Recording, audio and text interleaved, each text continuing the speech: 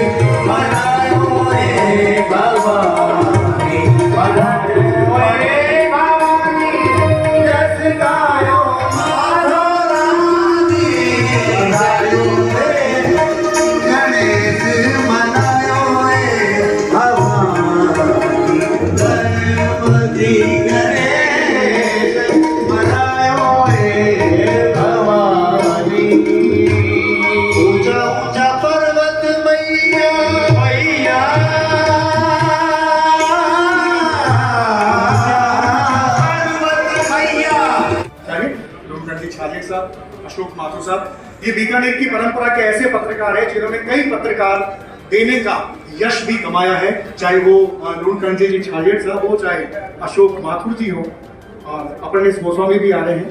अनुराग हर्ष, अगर मेरी आवाज सुन रहे हो,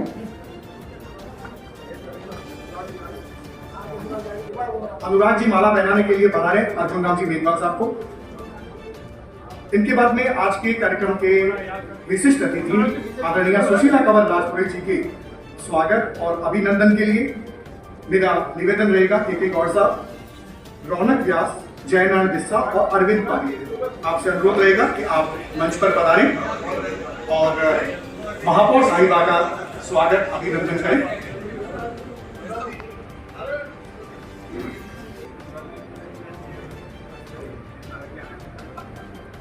अर्जुन जी ने साफो आप रही को लगे दूसरी टोपी कई देर तक पहले हुआ, थोड़ी देर बस ठीक है, मान राख ले, बहुत बहुत आभार। नहीं बिल्कुल सर, नहीं सकता, एक ही कर जिसको अर्थ अभिधा में वही है, वेंचनारों कोई अर्थ हो नहीं सकता। और अब के गौड़ साहब, रौनक व्यास जी, जयनारायण जी बिस्सा और अरविंद पारिक जी महापौर साहिबा का स्वागत करेंगे, अभिनंदन करेंगे।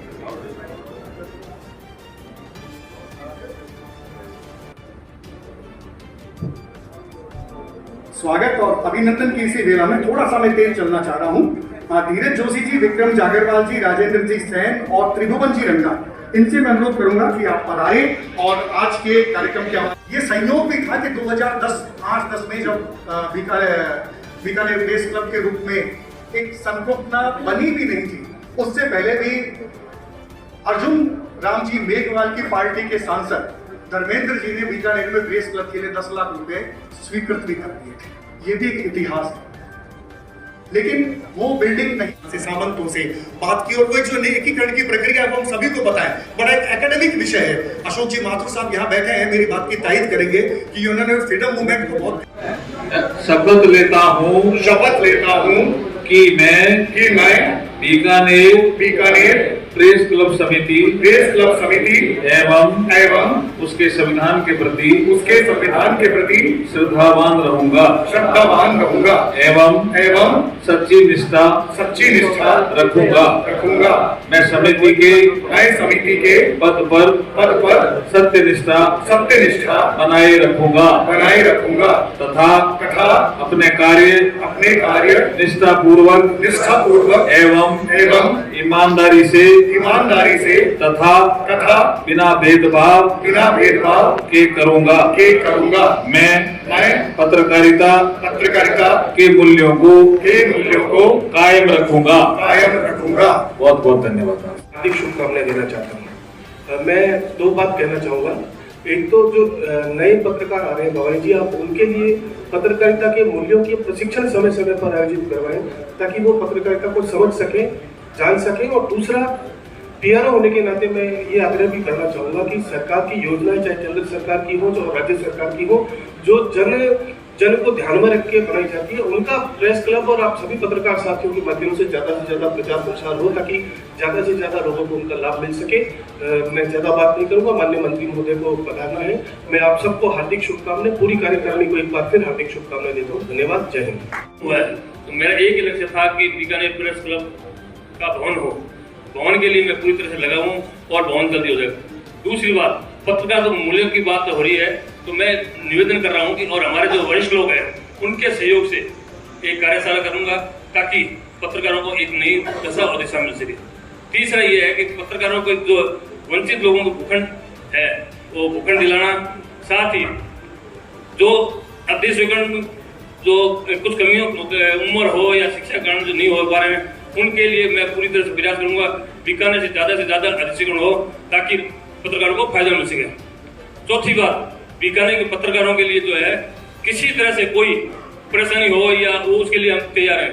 मैं आपको ये विश्वास दिलाता हूँ, जिस तरह से कानून मंत्री अर्जुन राम जी के कार्यकाल में उन्होंने बीकानेर के पत्रकारों को पहली बार संसद भवन का दिखाने का मौका मिला पुराने। अब दूसरी बार जब ये जल्द ही नए भवन के लिए अर्जुन राम जी लगाएंगे, इसी आशा और विश्वास के साथ मैं पुनः निवेदन करता हूँ, किसी तरह से कोई मेरे से त्रुटि हुई हो और कोई कमी हो तो मुझे बताएं, और साथ ही कोई नई जान गई चीज के लिए हो तो मुझे जानकारी दें ताकि मैं उस पर खरा उतरूं। इसी आशा और सर्वप्रथम तो मैं प्रेस क्लब को बधाई देता हूँ। साथ में मैं आपको ये भी बताना चाहता हूँ कि संगठन में ही शक्ति होती है। जिस परिसर में आप बैठे हैं वो भी एक संस्था है। अभी पूर्व वक्ताओं ने बताया कि संस्था को तरीके से चलाना। बीकानेर प्रेस क्लब के नवनिर्वाचित कार्यकारिणी के शपथ ग्रहण समारोह में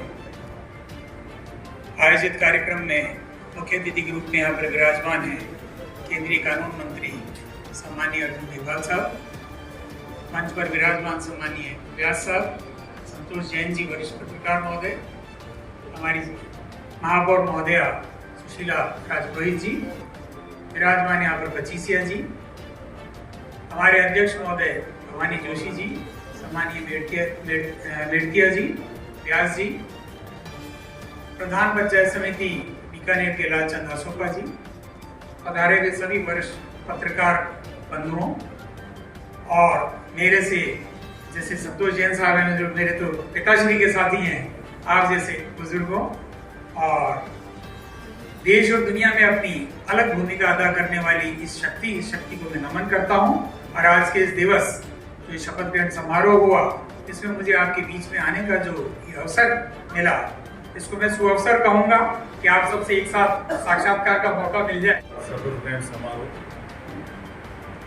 और इस शपथ ग्रहण समारोह में अध्यक्षता कर रहे आदरणीय संतोष जी जैन साहब, वरिष्ठ पत्रकार, हमारे बहुत ही वरिष्ठ न्यायाधीश और वर्तमान में नागौर में कंज्यूमर कोर्ट के चेयरमैन,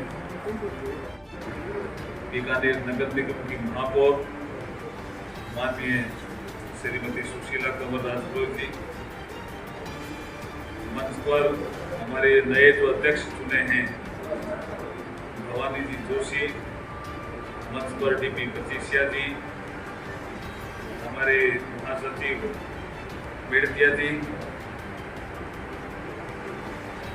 हरिशंकर जी आचार्य पीआरओ साहब,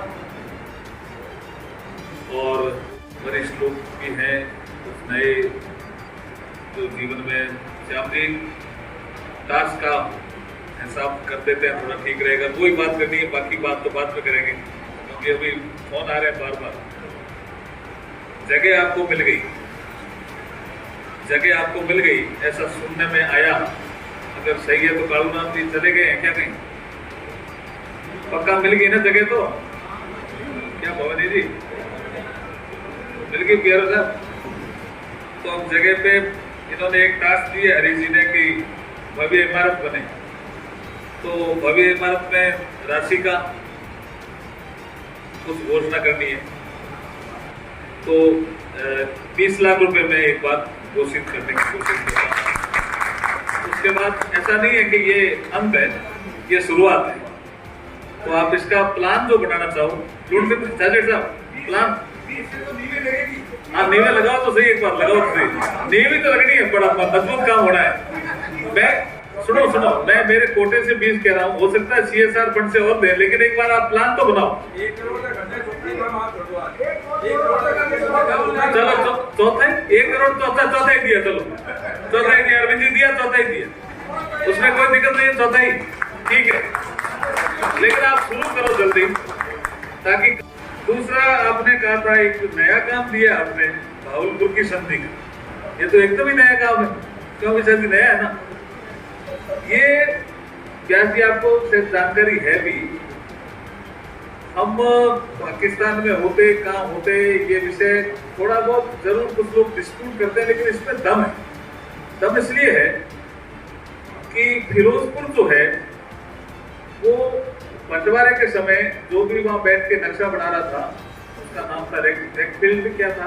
हाँ, तुम हल जोतो, तो वो महाराजा गंगा सिंह जी हल जोत रहे हैं और मदन मोहन मालवीय जी बीज हलोती में डाल रहे हैं, वो भी हिस्ट्री में फोटो है सर। तो ऐसे बड़े आपने तो बहुत बड़ा पन्ना खोल दिया। तो गंग कैनाल आ गई, गंग कैनाल आ गई 1927 में, चलता गया, सेकंड वर्ल्ड वार आ गया, देश आजाद हो गया। फिरोजपुर को उसने नक्शा उधर से बना रहा था, 50% पॉपुलेशन जहाँ हो।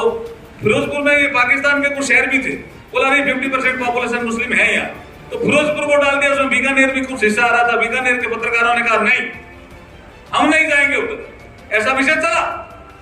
उस समय मैं चाह रहा हूं कि उस समय के जो भी पत्रकार थे निकाल के हिस्ट्री उनका बहुत स्वागत करना चाहिए, उनके परिवार का करना चाहिए। उसके बाद क्या हुआ? उसके बाद मैटर गया वहां, बोला ये कैसे हो सकता, तो नहीं ऐसे नहीं होगा। तो क्या बाउंड्री तो तय कर दी।